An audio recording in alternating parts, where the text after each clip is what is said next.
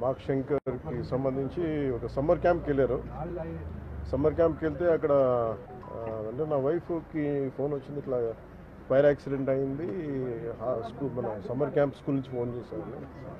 వెళ్ళి చూస్తే చాలా, నేనేదో చిన్నపాటి అగ్ని ప్రమాదం అనుకున్నాను కానీ ఈ స్థాయిలో ఉంటుందని నాకు తెలియలేదు. ఇది వెంటనే నేను కానీ ఎలా జరిగింది అంటే ఎలా ఉన్నారో కూడా నాకు ఇంటెన్సిటీ సీరియస్నెస్ నాకు తెలియలేదు. అంతా బాగుంటుంది అనుకున్నాను. చూస్తే ఇప్పుడు తనని ప్రస్తుతం హాస్పిటల్లో జాయిన్ చేశారు, బ్రాంకోస్కోపీ పెడతా ఉన్నారు.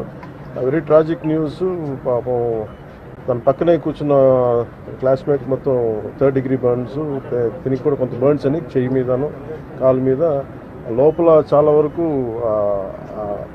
స్మోక్ అంతా వెళ్ళిపోయింది గుండెల లంగ్స్లోకి. దానికోసం ఇప్పుడు బ్రాంకోస్కోపీ చేస్తూ ఉన్నారు. ఆల్రెడీ ఇంకో పసిబిడ్డ కూడా చనిపోయింది. చాలా బాధ అనిపించింది.